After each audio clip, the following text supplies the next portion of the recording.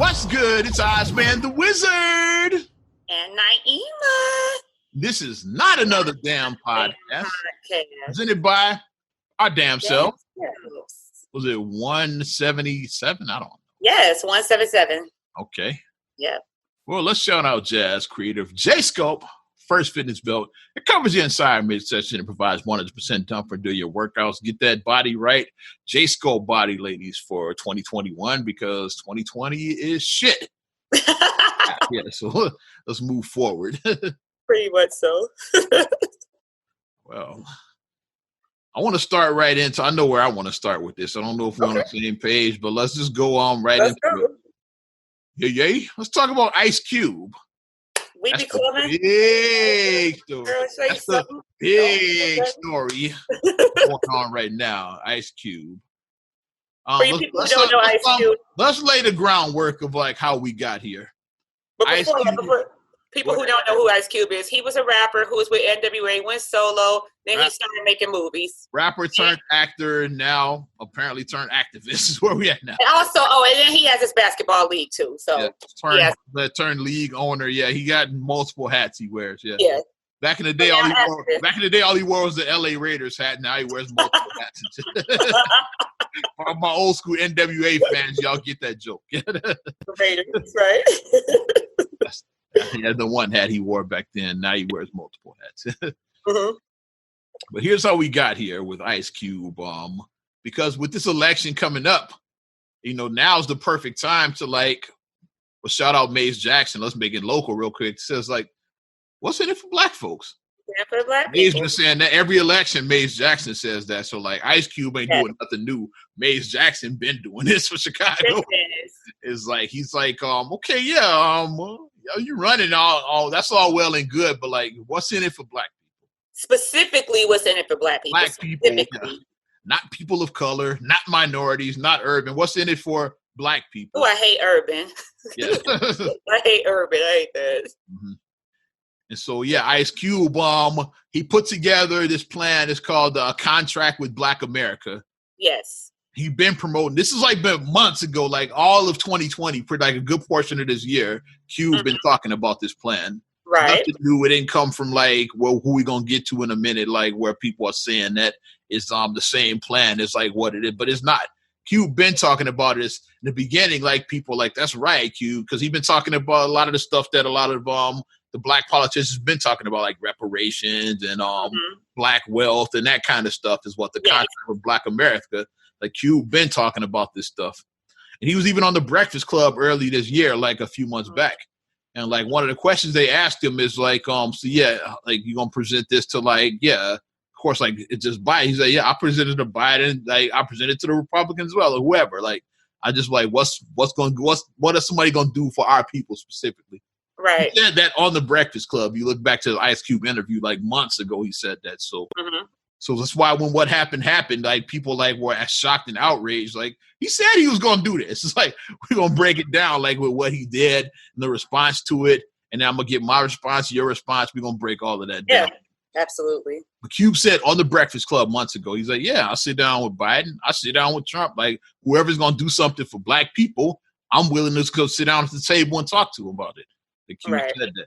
So then fast forward, earlier during the week, one of somebody from the Trump administration sent out a tweet, basically congratulating big ups to Ice Cube for helping us put together the Platinum Plan. I'm paraphrasing, but it's that's not the exact word, but it's basically that's what the tweet said. That's basically what it said. Yeah. He helped us put together this Platinum Plan, which is Trump's black agenda.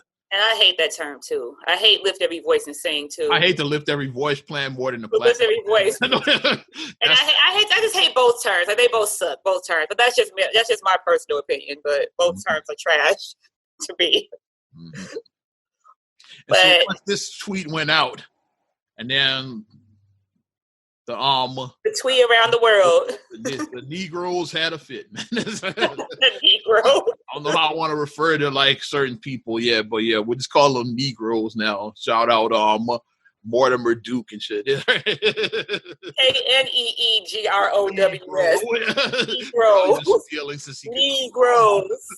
The Negroes lost their damn mind. Now they like cancel Cube. He's a coon. He's a sellout. He's this. Yeah, he's voting for Trump. Yeah, he's a Trump supporter. Yeah, MAGA Cube. Yeah, all of that. Yeah.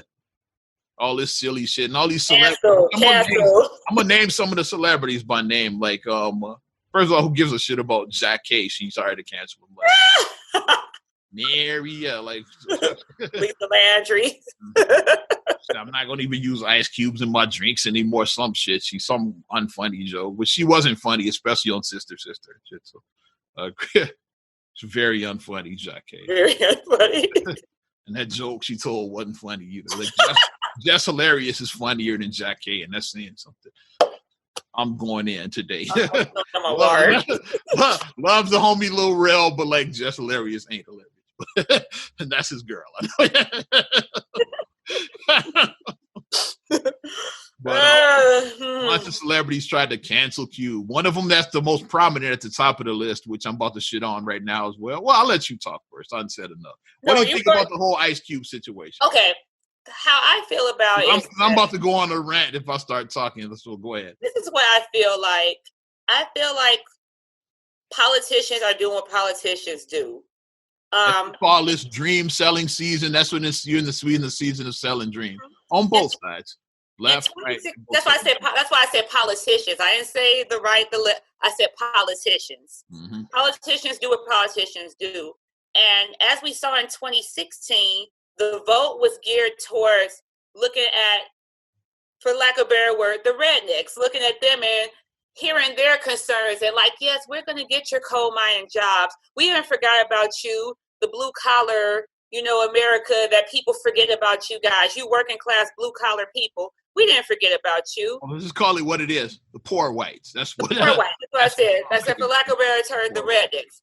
We didn't forget about you. The forgotten bunch, because like everybody has their own special interests. Like blacks have people looking out for them. Mm-hmm. The immigrants have somebody. The gays have some. So yeah, but poor whites, like, hey, he's like, we got you. They were by the wayside. They were left by the wayside. About, yeah, we got you, the poor whites. And that's what it was about in 2016. And I said long ago, 2020, especially when all the racial tensions with the police brutality really, when George Floyd's murder really put the microscope on it, I was like, this year is going to be about the black vote. Now the people are going to be trying to get the black vote, because now it's undeniable. You cannot deny that police brutality and this systemic racism is not a thing. You can no longer deny it. It's obvious. Mm.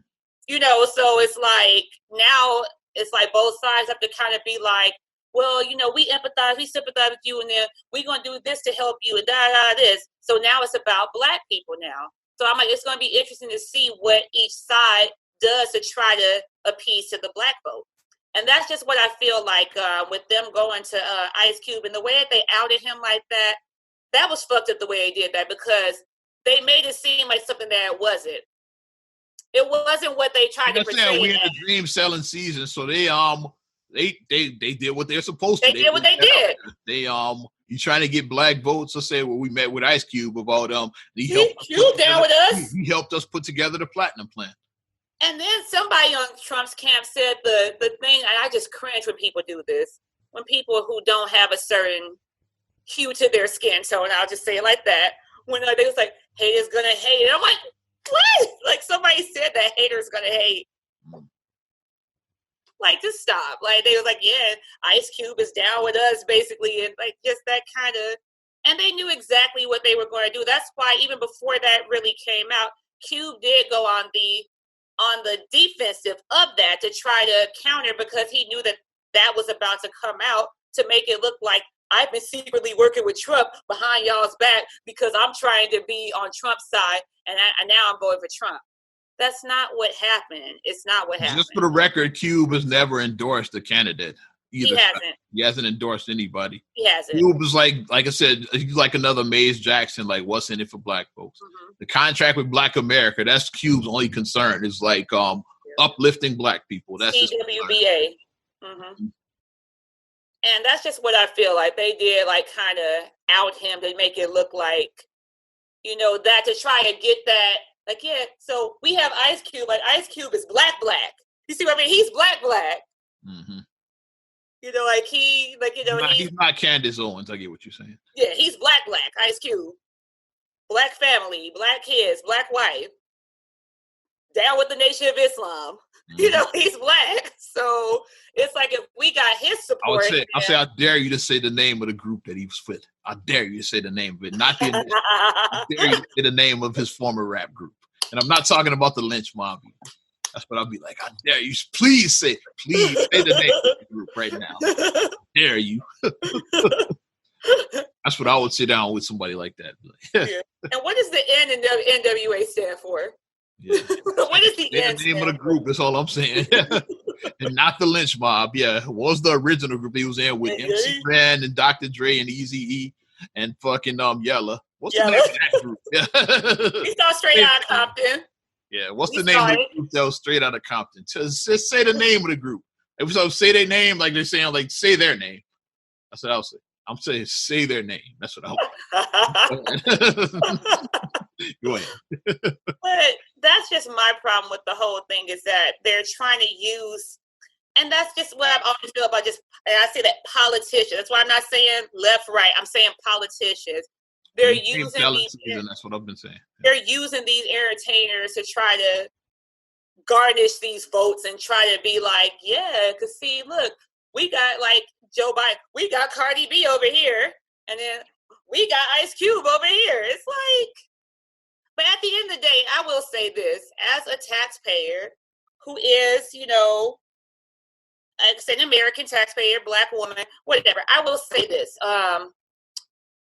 As long as you're looking for like an entertainer or a politician to really like guide you with something, come on now.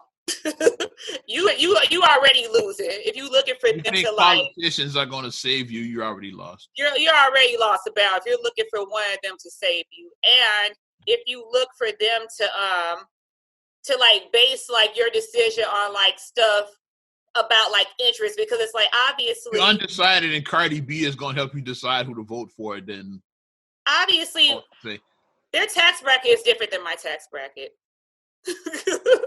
It's like, you know, we may have started the same tax bracket like years ago, but once you get to a certain tax bracket, you remove yourself from where you came from.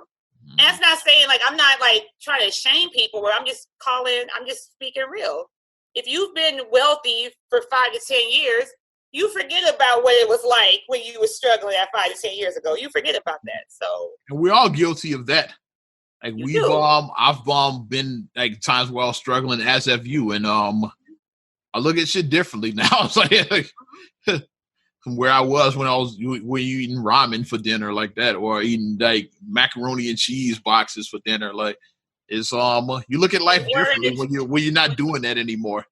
When you're ordering a Papa John's pizza and you eating off of that nasty ass pizza for 3 days, you know. No, but that nasty ass motherfucking pizza for 3 days. It might apply his voice. Everybody is eating a nasty ass Papa John's pizza for 3 days. Or Little Caesars or whatever your choice of nasty pizza. Domino's, whatever. Yeah. Yeah, I'm trying to pull up some of the tweets. Which celebrity were you going to say who's like? I'm about to get to that celebrity. I just want to spearhead of it, who just led the whole Cube crusade, down with Cube, down with all that. It's like, come on. All right, here's like the tweet I want to read from Cube. One of his responses as well too, when people canceled him and tried to call him a coon and all of that. He said, "When I got bused to school, homies called me a sellout. When I started rapping, the gangbangers called me a sellout. When I left NWA, people called me a sellout. When I started doing movies, people called me a sellout. When I started my own basketball league, the people called me a sellout." So, like, this is nothing new to him. He's like, people, whenever I try something, think outside of the box, people called him a sellout. So now that he's actually trying to get shit done for black folks, like now they call him a sellout again. But one of the celebrities who I'm going to shit on right now, who a lot of people like, and you're probably a fan of him too, was D.L. Hughley is one of the main people that's going against Cube. Is like he's just like burying this man and all of that. And but here's my thing with D.L. Hughley, like the fuck have you done and shit to like help the black agenda? other than run your mouth and shit and tell jokes and shit. Where's DL Hughley's plan and shit? That's all I'm saying.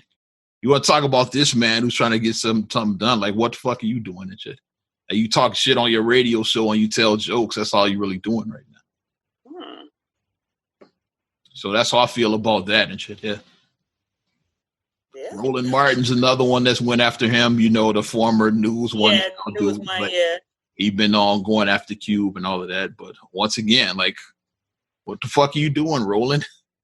Where's Roland's contract with Black America and shit? Y'all, it's all lip service and like talking shit. Roland dick rides the Democrats, so I get why he's doing it. DL, I don't know. Like DL might just be old, like in like a lot of blacks over a certain age, or just loyal to the Democratic Party. I think DL is just old and shit. That's all that is. But like younger blacks are starting to see through the Democrats. That's what I like about you know, it's like the younger generation are the ones that are more likely to be like, these Democrats ain't all that either and shit. Right. It was like blacks of a certain age, it's like, yeah, the Republicans, like, yeah, they're the racists. Yeah, they hate black folks. It's like, the Democrats don't really do shit either. We're not loved by them either. A lot of like young voters are starting to look as like, well, they really don't do shit either. And like people like DL don't get that. It's like, no, we got to stick together. We got to get rid of Trump. It's like, there's bigger problems in the black community than Donald J. Trump and shit. It's like wealth inequality, like shit like that. Is like where the black wealth is a way bigger problem than the fucking orange motherfucker. That's all I'm saying. There's bigger problems in the black community, and that's what Cube is focused on. Is like those problems, like. Cube, I don't give a fuck about Trump. I care about getting shit for the black people done. That's what Cube is on, and I'm riding with Cube. Just for the record right now. I'm going on record. It's like I'm with Cube. My problem with all of this, the Platinum Plan, the Lift Every Voice, I think that any plan that's brought up now and brought forth is going to be extremely short-sighted. For one, I think that like I've read through or I've heard like basically the overview of like both plans. And I read the whole Platinum Plan on this podcast. We read every point on that, and they're saying that the part that Cube got, it was the $500 billion. Like that's the part they're saying that Cube, that's part of it. $500 billion directly for black folks. Like that was one of the things mentioned in there.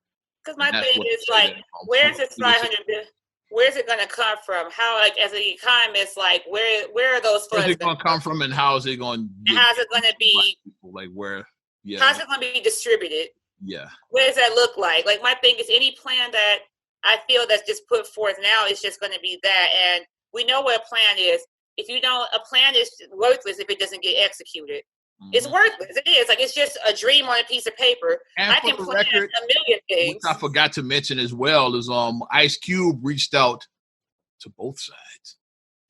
Yeah, that's what it's like. Democrats, like they always do, said, oh, well, we'll get to you back after the election. What if you don't win and shit, motherfucker? It's like, hey, so we don't get to you after the election. It's like, fuck that. It's like you might, you're not guaranteed to win this election. What do you mean after the election? And as black folks, like Cube is starting to get his eyes are starting they open like now it's like I done heard that one before. It's like and the funniest meme that's out there, if you seen it, is a truck like the Democratic Party. Yeah, girl getting kicked out, black folks after the election. After the election, I've seen that. That's like epitomizes the whole thing with what they said to Ice Cube, like. We'll get to you after the election. Yeah, you're going to kick his ass out of the truck after the election. That's what it is. That's why you're going to wait after the election to sit down and talk to him about his plan. Yeah. Because you're not going to do shit. And that's the facts right there. That's why. And that's the thing about both sides. They reach out to the Biden camp. And just for the record, he didn't sit down with Donald Trump. No, he talked to somebody from the Trump administration. Trump never met face to face. It's not like Kanye. People painted like how it was when he hugged Trump. You remember that meeting? Yeah, I love this man. People saying Cube did that and shit. No, he didn't do that. It was never anything like that. He never even met with Trump. He went on record as saying like I never sat down with Trump. I spoke with some of the representatives from his administration. I never actually sat down with Donald Trump. Like the media is going media and shit. Yeah. They try to make it like the whole Kanye thing is like, yeah, well, I love this man and all of that, and he like hugs him, and you remember that meeting. Yeah. He tried to make it like With Ice the red Cube. hat and He had his MAGA hat on. He walks, he hugs Donald Trump. Like, none of that ever happened. We're gonna talk about Kanye's campaign ad too. Like, I don't know if you saw that. We're gonna talk about that a bit later. I did. Shake my head. But I just think that all of this, like, context is key. And then the other part about the whole agenda for like some stuff that people act like is just specific for Black people. At what point does it become kind of stereotypical? Like, every Black person hasn't been to jail. You see what I mean? Like, just only viewing like that. Yeah, we're going to help get people out of jail. So only Black people go to jail? Mm-hmm. Like, only Black people? I've never been to jail before. Because that's one of the things that Trump did. There was the First Step Act, which got a lot of people that, ironically, now we're going down a rabbit hole now. I love it. Which, like, it released a lot of the people that were locked up because of the 94 crime bill, which was written by Biden, signed by Clinton. So, yeah. Democrats were heavily involved in that, and the First Step Act was Trump. The First Step Act, which was bipartisan, like Cory Booker was one of the people that helped write to put together the First Step Act, which Trump signed into law. It got a lot of those people out of jail. But like you said, is not everybody incarcerated was Black. So yeah, thank you. Sure, a lot of Blacks did benefit from that, but the First Step Act, but it wasn't just Black people that got locked up for the drug charges because of the 94 crime bill. Thank you. A lot of Blacks did, but it wasn't only Blacks. So, like, you could say, yeah, like the First Step Act helped get a lot of Blacks out, but that's not the only thing that Black people are known for, is selling drugs. Right. Mm-hmm. Like, specifically, the thing that is specifically 100% to Black people is if you give reparations to ADOS. That is a specific thing that would be. That's such a messy situation. Reparations, Black people, but, because reparations is you're basically apologizing directly to descendants of slaves. Mm-hmm. Is like, so that's the whole mess about reparations. Like, hypothetically, if somebody looks like us, but then you trace their ancestry and find out that they weren't, because like not all Black people were slaves back in the day, that they weren't descendants of slaves. But then it's like somebody that's Caucasian is like, well, you're an eighth of Black, and you're descendant of an eighth, you're descendant of slaves. Like, do they get reparations and a Black person doesn't get reparations? That's like, it's a big ass mess. Like, that whole reparations, like who gets it? How do they determine who gets it? How much is like, it's a big ass mess at this point. Mm-hmm. This is why I always say I don't think we ever gonna see reparations in my life. Like, maybe down the line, but I don't see it happening. Yeah. Big ass mess because of that. And then like the whole addressing the systemic racism, addressing that it is a wealth gap. That specifically gears towards, like we had to go. That wealth gap. I'm glad you brought that up. Because why aren't more of these Black celebrities talking about that shit? Mm-hmm. I said, instead of you could have, like, I always put like Oprah, Jay-Z, Beyonce, Kanye, much of you hate him and shit, like Bob Johnson, like all these Black billionaires and millionaires, like Tyler Perry, like why start a bank? Killer Mike did. Killer Mike, yeah, he just matter of fact, we'll get the name of that bank right now. Mike did. They're geared to open next year, but they already have people long ass waiting up already. Long ass waiting list there. Yeah, and you're trying to get in on that bank, yeah. Like I suggest you hold your place in line now because that long ass waiting list. I think it's like 10,000 people that are like on the wait list already, or something like that. That's like the last count. Like it might be more now. It might be like it might be more. But I know it was like at least 10,000 last week, so it could be more. Yeah, last I heard it was like 10,000. But that's the type of stuff we need. Like, no shade, but I mean, we don't need another liquor line. We don't need like another vodka or tequila wine. Like, no shade to people. Like, I mean, I'm not knocking your business deals. Because Jay-Z, 50 Cent, they involved in the liquor game. Diddy. Even Snoop has his own liquor. Cause I saw it at Food for Less when I was there. Beyonce, like she's fashion, like that kind of stuff.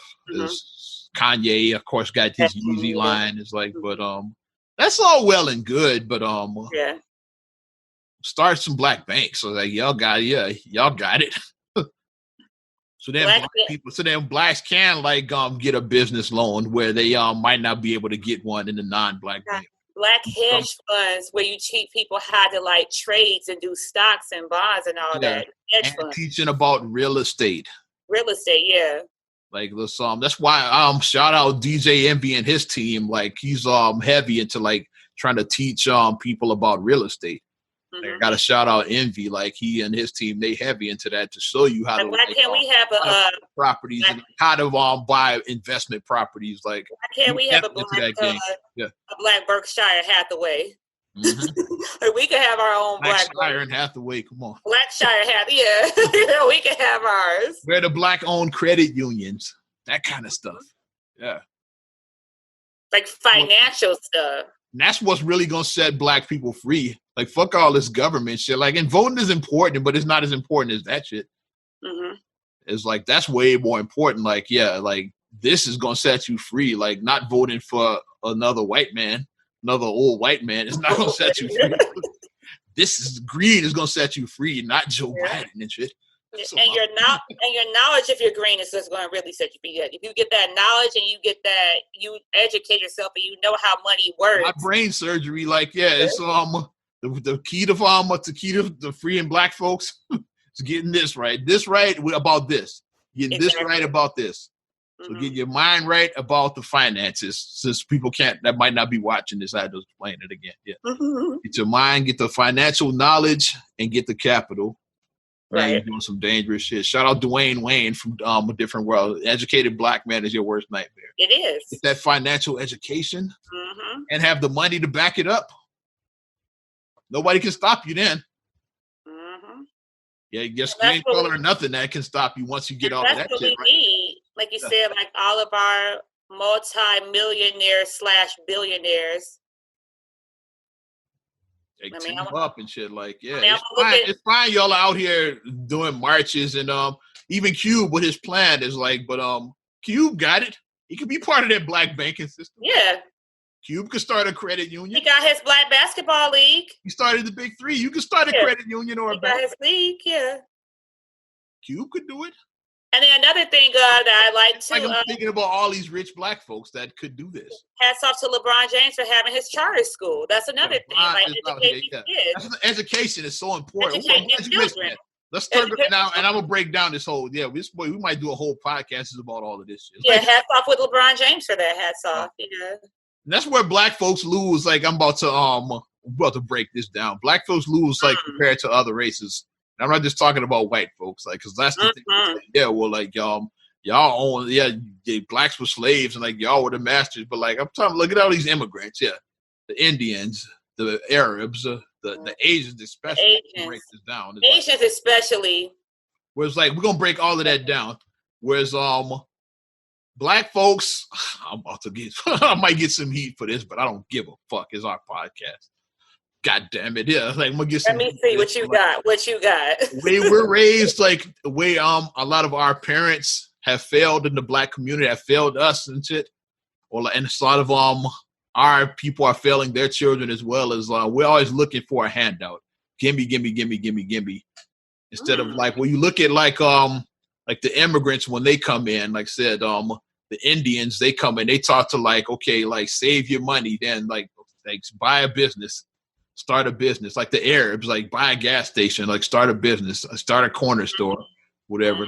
That's their ideology that they're taught is like, yeah, well, we buy J's and shit and shit like that. It's like our people. And if you look at if you think about it, when you look at the highest medical like doctors, I'm gonna get to all of that. You know, it come from what country? What country do they come from? It's somewhere in Asia, right? Nigeria. Okay, Africa. You're right. Yeah, let's go with Africa. Nigerians, yeah. Nigerians are like. I was gonna get to that. I'm glad you mentioned that. Yep. I was breaking down this whole thing about and like contrary to popular belief, like blacks, we are struggling financially, but we're not totally broke. We got money for J's. We got money for rims. Shout out Chris Rock. Like, we got money for the shit we want. We got for the iPhone 12. The iPhone 12, that Birkin bag. Like, black folks got money and shit. Cadillacs, I drive one, so I'm not being, I'm just being transparent. I drive a Cadillac. Yeah, like, we got money for shit. It's like, we spend our money. 20 Galaxy. Spend our money on that shit. Yeah, that's all that is. Yeah. Instead of driving a shittier car or like wearing like some, what are those? Like, instead of wearing some bogus shoes and saving your money and starting a business. We're not taught that. That's not the way we're taught. Like, we got to be clean and shit. Yeah. Shop. That's how we are. Shop. And then Asians, like, which they really are taught like from birth, is like education. And not just any old education. Whereas black folk, we just talk like, get your degree, like go to. They talk to like, no, become doctors, become engineers, like become those high paying jobs. CEO of something of a that's what they teach their kids is like, don't get no fucking sociology degree, like which a lot of our no, we get those high paying degrees. What liberal arts and science? There you go, LAS.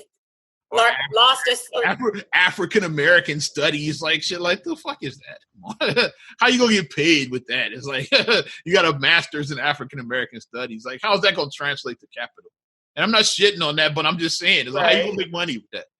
Whereas like the Asians, they teach their kids like, no, like become a doctor, become an engineer. Like that's our brother actually sent me a video on Facebook. He sent it to me, Child Kareem, and it basically was showing. Like, he was saying, this is why Asians be so far ahead of us, like what they teaching their children, because it was his family in New York, and they immigrated from, I want to say China. I hope I'm not getting their country of origin wrong. I want to say they came from China. Let's just say some Asian country. We don't know. And then they came, and they hadn't been in the States that long, but the parents sought after, it was like this top school in New York or whatever, where it's like, I forget what percentage of admission they let in, but they basically put them for their child to get into that school, because basically that school almost guarantees that you pretty much going to be like the next Bill Gates or something like that. Like with us, with our minds, we want to have fun. It's like, that's all we pursue education. So we pick these Mickey Mouse majors and shit. It's like, and the only way to really make money in the black community is like, you got to play ball or become a rapper or some shit like that. That's the way we look at shit. It's like, entertainment, we don't see all that other shit is right there in front of you. It's like, well, like the Asians focus on that shit, which is why they're winning. They're doing better than white folks in America. Like, they are. Like, their earning power is like more than white people. Yeah, the top tier. I looked at one of those line graphs recently. Yeah, at the top. Asians are at the top, then whites, then Hispanic. Might be like Indian or Middle East, or Indian is part of it. Hispanic, and then blacks were at the bottom. Like, black women, I want to say, were at the bottom financially. I want to say. So, nothing against education. I'm working in education. Our mom works in education, but a lot of black women do go in that field, and there's really no money there. So yeah. If you got a doctorate in education, it's like, it's not a lot of big money. You might tap out at 60 or something like that. I don't know. It's and then depending on what you do, like unless you become like a head of something, like if you're like sitting on like a board or something like that. But if you're just like doing class, and if you're just like a teacher, especially if you do like childcare, it's like, it's sad that like, especially you like like they making like 45,000 like average 40 something. Yeah, that's just average. I'm small. Average, aren't they? And you could have, like I said, a graduate degree in that, and you still make it. That's what I'm saying. Like, you might have your graduate making like 45K. That's what I was saying. If you got like a master's in that shit, you still making like 45K. No, I can't do that. It's an advanced degree and shit. You make. I'm saying that advanced degree people making less than 50, and I'm like, how? I'm like, how, Sway? Like, how? On those fields. Whereas we're not taught that. And once again, circling back to what you said before, is like African immigrants are doing better than black people that were born here. So, like, you look at like most of our doctors are like Nigerian. They like, are. Yeah, it's like Kenyan. It's like they winning and shit, man. Ugandan is like, yeah, they coming over here winding and shit. Yeah. So like, we got to get our mind right as Black folks in America. Like, we got to, me and you, like, I'll single-handedly break the cycle. Fuck that. I'm taking on the task and shit. I'm already working because like my thing is I have legacy to live for. I have children, so it's like I'm trying to instill stuff that I didn't learn. Like our parents did teach. Our parents taught us not to waste money, and they did teach us how to budget money. Yeah, we didn't have, like, that's one thing. Our upbringing was different. We always joke about we had hashtag cheap parents. Cheap parents, yeah. It taught us how to save $1. We didn't waste our money on Jordans and shit like that. Like, it taught us how to like save our money. So, how to save our money, and but it didn't teach us how to grow our money. How to grow it, right? Like investing. We didn't. That's just the knowledge that like our parents just didn't have, and then that's just like in their generation. I guess they just didn't have access to those resources. Wasn't no internet, so it's hard to find out about. Now you can look up like how to invest, how to build a real estate portfolio. You can look that shit. You can YouTube that shit. You can YouTube it. You can find somebody on Instagram who's teaching a master class. You know, you can find research. You can Audible it. You have Audibles. Yeah, it's all different type of about now. Yeah, but it's like, you know, teaching. Like I said, it's about teaching the next generation because it's like. Yes, like we didn't learn this stuff as kids and even as teenagers, as young adults.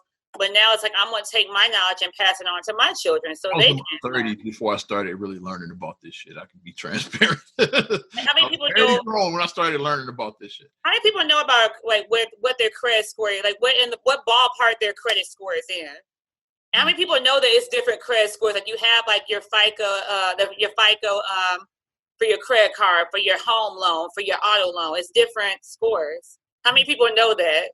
How people even know how to check their credit score? How many people know that you can, by law, that you have to be provided your credit score free of charge so many times per year by law? How many people even know that? And with this pandemic out, you can access your credit report free every week during this time frame. You can, from all three credit bureaus, from all three major bureaus. Yeah. You can do that now because of the pandemic. They're allowed because they're like, you know, in case like some fraud is going on, you can access your credit report on a weekly basis at no extra charge. But like you said, how many people know that? These are conversations that we need to have. I'm just tired of our people being at the bottom of the food chain and then want to cancel a man because he's trying to get something done and shit. Oh, and then another thing about the wealth building thing too. Please get life insurance. GoFundMe is not a life insurance policy. It's not. I mean, I'm not throwing shade. I know some people may get mad about that, but GoFundMe. Yeah, it's not a fucking life. It's GoFundMe not a fucking is not life insurance policy. Get some insurance for your family. And insurance should not just be enough to put you in the ground or put you in the urn. It should not be that. If you were to die today. Family that you taking care of, right. They're good. Like if something happens to you. Something happened to you. Make sure they're good. Right.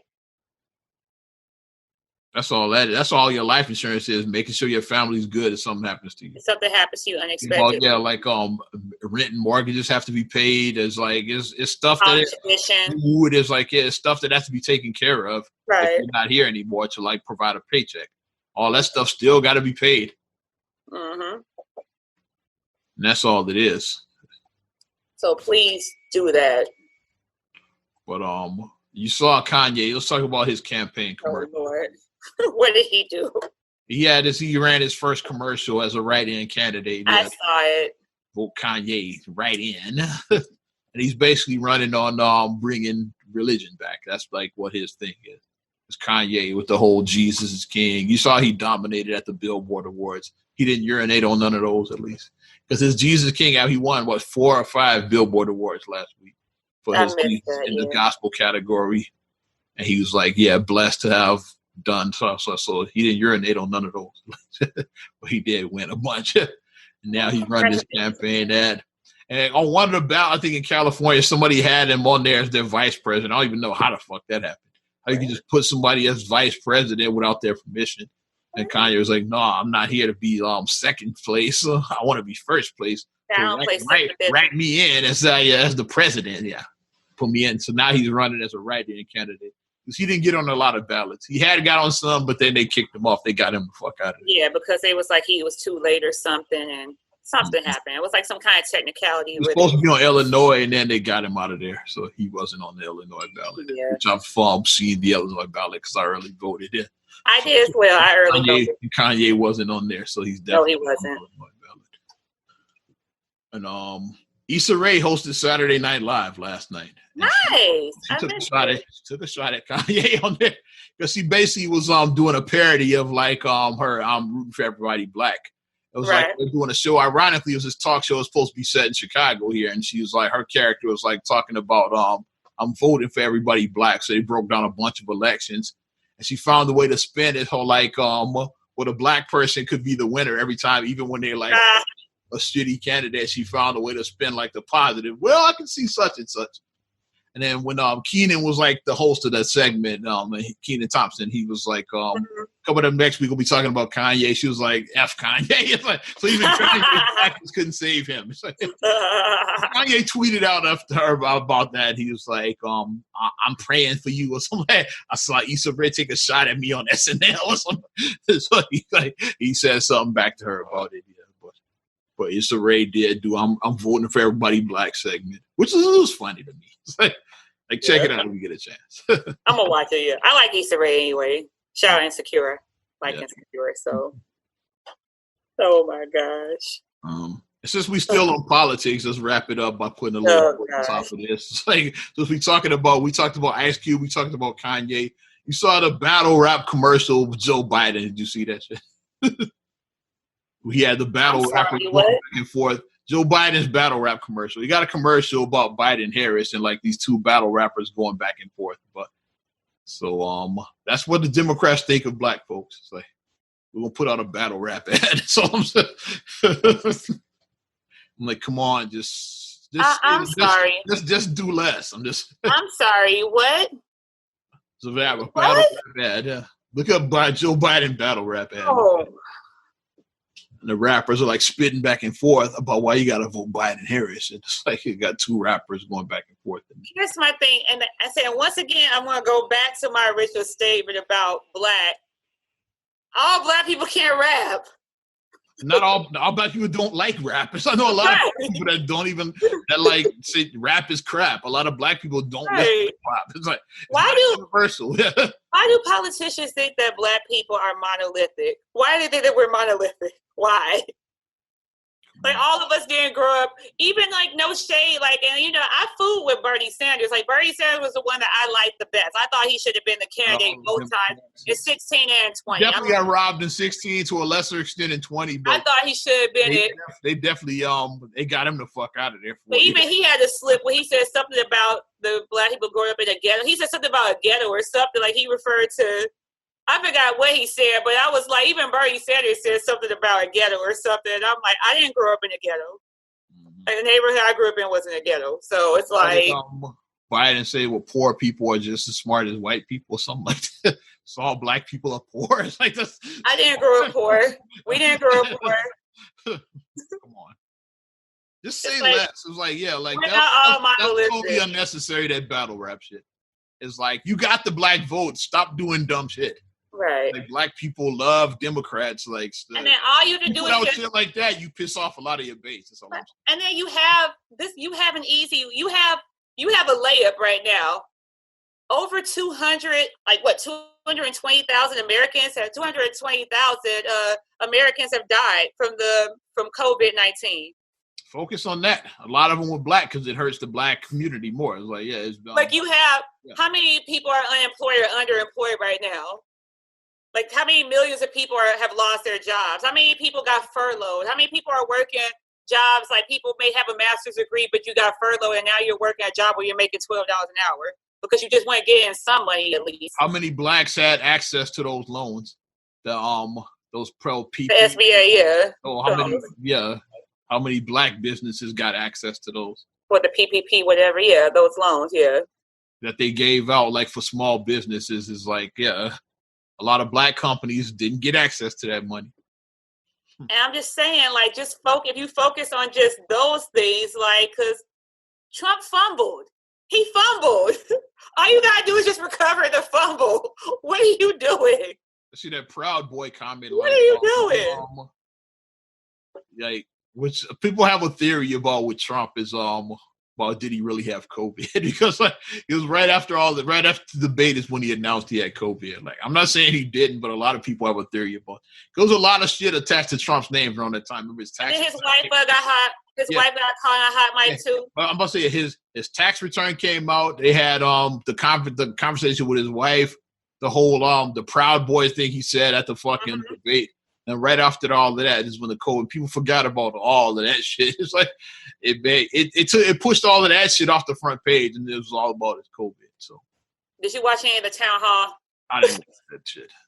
I didn't either, but like, in preparation for this show, I was like, let me just look at some of the low light. I heard that let me look at the Biden got a bunch of softball questions, and then Trump was arguing with the moderator. Trump was a debate, but with the moderator, it wasn't really a town hall. It was hilarious. Her ass is what I heard. She was basically because the highlights I saw, she was going at him. She basically was saying, "You." Honest, I watched the SNL reenactment of it with with Jim Carrey and fucking Alec Baldwin. That's what I gotta watch that. Their version, so that's what I got out of it. He argued with the moderator, and then I do like shout out the black kid who did tell Biden that what else you have to offer besides you ain't black, because like it was a kid who did answer that. And then I had to turn off his response because it's like after a while I'm like, what the fuck is Joe talking about? Because like about your moment, let's call it what it is. Because about 4 minutes into the conversation, and then I looked in the van. I said, "This is an 8-minute van." I was like, I ain't watching this. I turned it off. You're still talking. This is how he like. This was the lead to the question. As my good friend John Lewis once said, and I did this as my good friend. Now you're using the dead civil rights. Come on. I was like, please, just say that. That's my black friend, John Lewis. You might have. Trump did say, "There's my black." Trump did say, "There's my black over there." Stop using black people. Reporter that was behind him the whole time. I saw that. Yeah, it was a black. There's my black. As James Bond would say, "I am not your Negro." That's what he's gonna say. That I'm not your Negro. Right. We're ready to move on from this. Yeah, from the clown show. Let's talk a little bit about on again, off again, apparently on again, Cardi and Offset. So apparently it looks like the two of them are going to try to work it out. Because that's one that she filed for divorce. Cardi just here's like what had really happened. I'm going to break it down on the Cliff Notes version since we went long on all of that fucking political shit. We're going to break down what happened. Cardi just had a birthday. Yes. She wanted some birthday dick. She wants some dick. So yeah, she's like, instead of letting a random hit, like, I call the father of my child. Like my estranged husband and father of my child. So he hit and it's like, okay, yeah, that was nice. Like maybe we can work it out. He probably hit that spot. She was like, okay, yeah, like let's and put the bow on it. He bought her a $500,000 Rolls Royce truck. Yeah, the truck, with the customized baby seat, customized culture seat. Mm-hmm. Yeah, because that was a $500,000 Rolls Royce truck. Mm-hmm. And then she kissed him on the mouth, and then he said that night he knocked it out and shit. Yeah, he said he was missing Mrs. Wap. He said that he went on record and said that, and she did say that guys were climbing into her DM. She admitted that, but she said, "I'm not ready to date anybody, but men have been climbing into my DM." As a guy, thirst trap pics, like Cardi been posting a couple of thirst traps. Yeah, and as a guy, I mean, you see other guys try to talk to your wife or your estranged wife. You don't want to think about another guy hitting your wife. And like I said, Cardi is not ugly. She's like, so a lot of guys like would love to have a piece of that. So we know what happened. You don't want this next dude to be culture's stepfather, basically. That's right. Not to let the next Russell Wilson hit that. That's why. And then Cardi B no longer, she won't be a stripper anymore. She started, she won't nurse anymore. Like, she'll completely change her swagger and shit because of the next guy. Because women do reflect, the man that a woman is with will reflect her behavior. It will. Not being funny, but women do mirror their man. They do. So you don't want, like you said, you don't want the next Russell Wilson. So I should have thought about all of that shit, yeah. You're like, oh, no, I'm going to play with Cardi. Like, it's her birthday. She wanted some. She was horny, I'm sure. So she was like, okay, yeah, you can spend the night. And then she said that she's not bipolar. She was like, I'm not bipolar. I'm not crazy. She thought, I already got a test. I'm not bipolar. Because somebody who was filming her was saying, are you bipolar? She's like, I'm not bipolar. I got a test. That's just how people are. Like I said, they're married, they got a kid together, like you, ups and downs. It's like, and they're young. They're still in their 20s. One day you hate him another day. That's just. And let's put that there too. They're young. They're still in their 20s. Yeah.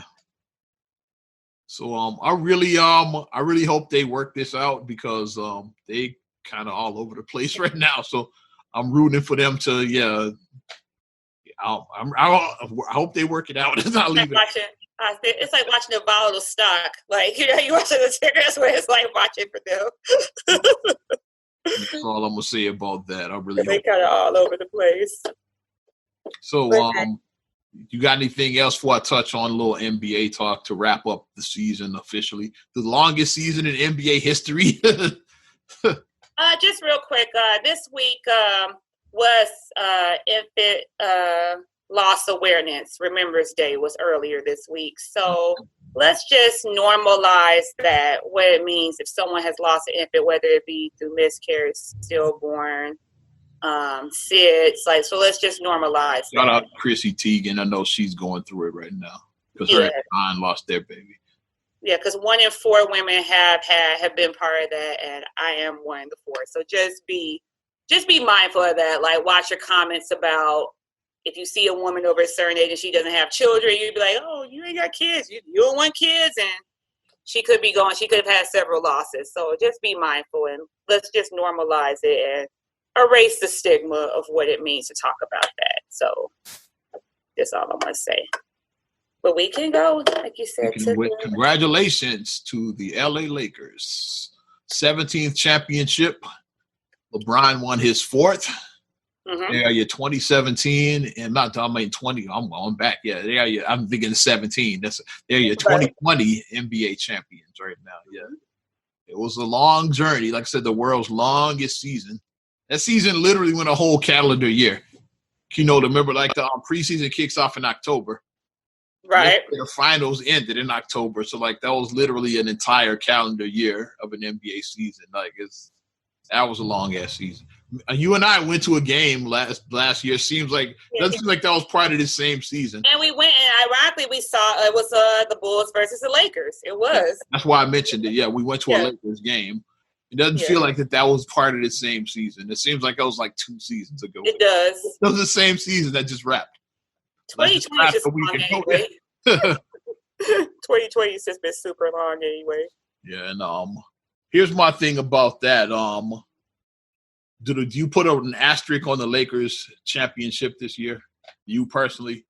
I don't think you do. I don't believe in asterisk championships. Yeah, because it's just a way to try to like discredit. Because like you could put an asterisk in 99. That's all that is. You could put an asterisk in what year was that? If Miami had won, nobody would say this. Like if Jimmy Butler won, but like people don't like LeBron. They want to try to discredit LeBron. Right. It's like I think it's just childish. I mean, they won. If anything, is like the asterisk would if like a team like Miami or Denver or a random team won, they'd get the asterisk because the Lakers were number 1 when the pandemic started, when they shut the season down. So, like, they had home court. Typically, the team with the best record wins the title. So, like, if one of these random teams won, they'd be like, okay, would they have won if it had been a normal season? Right. Lakers are already in first place when they shut the season down. Mm-hmm. So, like, I don't get, like, the asterisk anything hurt because they gave up home court now. They fought all that time for home court. Now in the bubble, you don't have that anymore. So, like, how is it an asterisk? That kind of leveled the playing field for like other teams, right? Like that don't have to like go into Staples. Like now it leveled it. Mm-hmm. So that's what it was to me. I'm like the asterisk would be like if one of those random teams, like Denver's run. Somebody might say that's an asterisk. Like would they have had the same run if they were like under normal circumstances?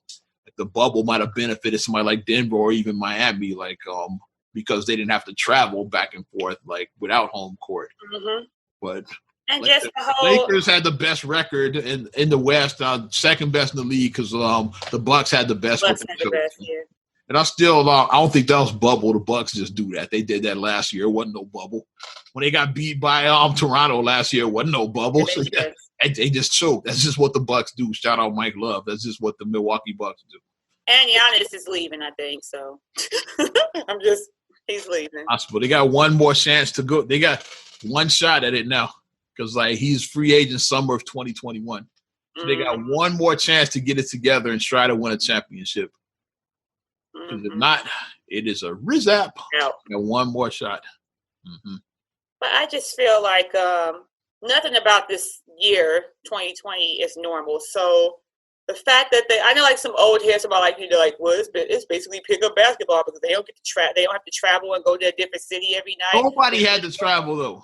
It's not just the Lakers. Like no, but they would say just in general, like how people were just trying to discredit this whole, like they was like whoever won, they were just basically trying to discredit this whole bubble. Like some old heads were just basically trying to discredit everything about it. But my thing is, mentally, what is that doing to these players? It's like they had to be in a bubble and they couldn't see their families for like 3 months. Couldn't sleep in your own bed, like none of that. And that's the first thing we thought. I don't know if you watched the video when the Lakers arrived back into LA. That's the first thing we're like, man, it feels good to be back here. Like, right. So when they got off the plane and they were like in the airport, I watched that video of them like when they first arrived back in LA. That's all of them were saying it, like across the board, like LeBron, AD, like JaVale, they all were like, yeah, like, man, it feels good to be back in LA. They've been in that bubble since July. I think about since July, yeah. That's like 3 months. It's like, y'all, you ain't been to your house like in 3 months. And then they couldn't see their family. They didn't start letting families in until what, like maybe the end of August, September, something like that? When the playoffs started. September? Yeah, I think after the first round, it wasn't even the first round, maybe the second. It was after the first round, yeah. Is when they started letting families in. So it's like, so you haven't seen your family in a few months. And it's only so much you can do on FaceTime. Like, like you can FaceTime your kids every night, but it's not the same as seeing and hugging and picking up your kids. It's not the same. But yeah, I say it counts. It's a real championship. It counts. Asterisks. It counts. It does. Because it was across the board. On AD is not leaving, by the way. People are still looking at him. I saw some Bulls fans thinking that, now would AD consider coming home like he's with the Lakers. They just won a title. Right here. They can, like, start a dynasty. Exactly. Yeah. Come on. But which McCall going to be ready? I mean, like, Miami did their thing. They were 2 games away from winning it all. So, Miami... Shout out Jimmy Butler. He just ran out of gas. He just ran out of gas. And what this proves is that Jimmy Butler needs another star with him. He needs another star. And once again, it proves, like, to put a button on all this, that you can build a contender around Jimmy Butler. So, fuck you, Garpax. Thank you. Yeah. He was 2 wins away from winning it all. Because even after they won that game 3, when Miami won that game 3 and Jimmy Butler, you could see him mouse the camera. He was like, they in trouble. They in trouble. He said that they're in trouble. They're in trouble. You can see him mouthing that. And the game 5 winner, like when he was just spin, he was out of it. Yeah, that's when I knew. So the Lakers probably closing 6. Yeah, that I said because a lot of people thought that will Miami be the second team in the finals to come back 3-1, like the Cavs did against the Warriors in 2016. Right. I was like, Jimmy just didn't have enough gas. I think they finished it. Yeah. I was like, it was a great effort, but I said I think the Lakers probably still closing 6. Yeah, he ran out of gas. But what that did show is that Jimmy is the real deal. He's a star.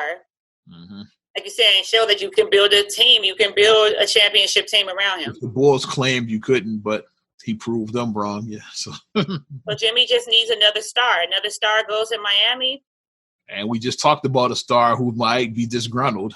Giannis could decide to take his talents to South Beach. Paul George. Paul George. Kawhi Leonard's a free agent. Like, it's going to be a lot of top shelf free agents next summer. They all could decide to, like, let's go there. And you already got Jimmy, because that's the best thing about having a star. You can recruit other stars. And then you got the young guys, too. You got Bam Adebayo. You got Tyler Hero. You got Duncan Robinson. They got a squad. Yeah, they got a squad. Which probably is like a good, solid, Dragic has turned out to be a good, solid player. If they can re-sign him, I think Dragic, I think he's a free agent. If they can re-sign him on a team-friendly deal. Yeah. Sign him, for a friendly, so you can keep that cap space over for a star. They can sign him to a team-friendly deal, and then you can still attract a Giannis or somebody like that. They can do some damage. Yeah. But that's what you're gonna see. I think it's going to be good. Looking I forward think to that, this. that this season, I think that basically next season is going to show that it might be wide open. It might not be like, I mean, obviously the Lakers are going to be the favorite because they're the champions now. Like that's always with anything. Like the defending champs are always going to be the Now, favorite. it's like Ric Flair says it best: to be the man, you got to beat the man. Right. Beat the Lakers, yeah. But these other teams are going to be like, look, we ain't pushovers. Mm-hmm. We got heat over here. No pun intended, but you know what I mean. We got some over here. We got. Mm-hmm. So we'll see. Yeah, the teams everybody got their eye on are Miami and Denver right now. That's the two teams. And another team I like, who people have forgotten about already, is Dallas. Yeah, Dallas is nice. Porzingis. I like the Jazz too. Imagine if they add Giannis to their team. I like the Jazz. They gonna make some noise. Yeah. And I think that whatchamacallit just needs a couple more because they're just small. But I like them. I like Portland because I like Dame Lillard and C.J. McCollum. Yeah. They're the best. They're the second best backcourt, obviously behind Clay and Steph. They are. Which people done forgot all about that team. Warriors, they're gonna be back at full strength next year. Clay will be back. Steph will be back. Don't forget about them Brooklyn Nets, man. Kyrie and KD will be 100%. They can make some noise in the East. Mm-hmm. It's gonna be some good basketball this upcoming season. Yeah. But one more thing I gotta mention. By the Bulls, hopefully we do, because we got a new GM. So I'll put that out there. Let's see what this team is doing. They got Levine and they got Levine. We'll see what happens. But shout out before we wrap this up. I know you saw Coming to America 2. We got an update on coming now. Yes. When? It is coming December 18th, and guess where? Where? Amazon. Yes. Yeah, so I will definitely be ordering that. I will too. Because they not, the theaters are a mess. So like Paramount sold to Amazon for like I think 125 million. So they already made bank already now just off of that. Right. I think it's cost like maybe 50 million to make that movie, and like you sold it for 125. So they already won. Yeah. If it flopped, you already won already now, which it won't. Like people are gonna order it. People are looking forward to seeing that. But I'm gonna watch it. I'm excited. I'm like fuck a movie theater. I'm about to go on another rant before we wrap this up. I think all movies should stream from now on. It's like I'd rather watch in the comfort of my own home. That's where I'm at right now. I'm over. And what I said as a person who did stream, I streamed the Trolls World Tour. That was the first test run as far as streaming. That was the test. The movie was only like $21 with tax. All four of us got to watch a movie for $21. Yep. My whole family had to watch a movie for $21. And you don't have to spend a shitload on refreshments. Yeah, you can pop your own popcorn. And we had our own snacks. I put our snacks. And I even like in our living room, I've even done this with movie time with the kids. I've set up their cars so they can have like their own little drive-in. I set up their cars in the living room. Like, okay, now y'all got y'all drive-in movie.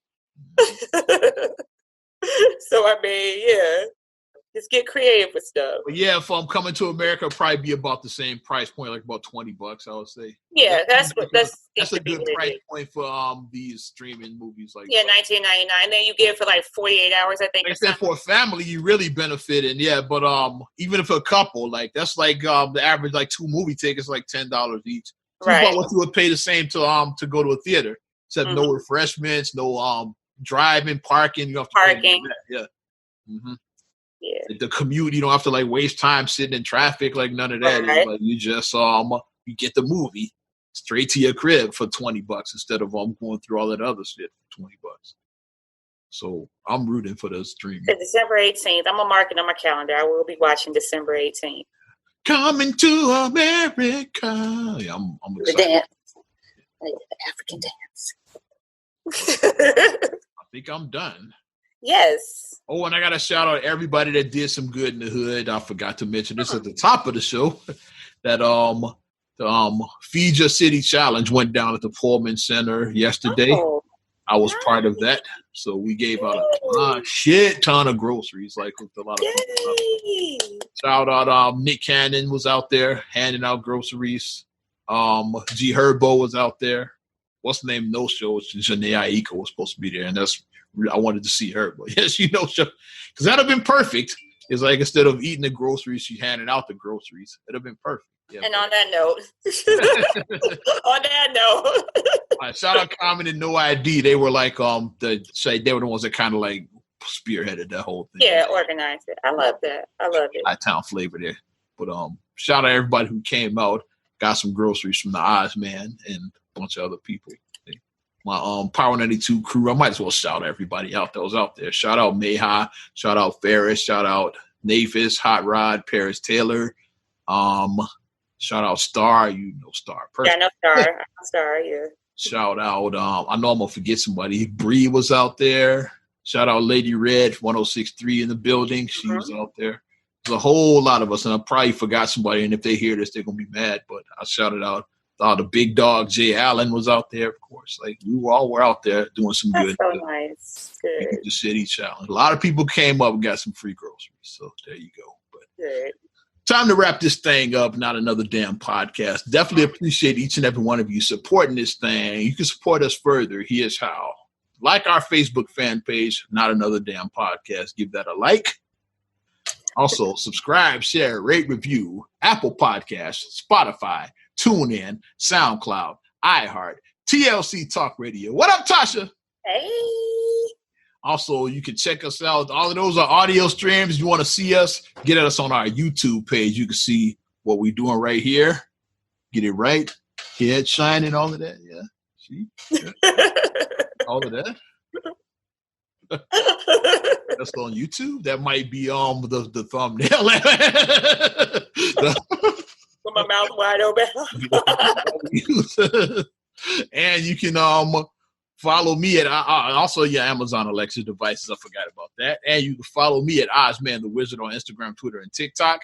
Oz Radio on Snapchat and Facebook as well. And if you like 90s and 2K classics, check out my streaming station, OzRadio.net. The bomb, streaming live right now. And you can check me out, MSIMAH626 on Instagram, Twitter, and TikTok. Mm-hmm. Also, SCR8GULLEY1 on Twitter, SCR8GULLEY7 on Instagram. Mm-hmm. Also, please like the Straight Gully Facebook fan page. Check out straightgully.com for your blogs and your vlogs. And for your video production needs, check out straightgullyproductions.com. Well, I'm Ozman the Wizard. And Naima. We will talk to you later. Bye. I'm gone.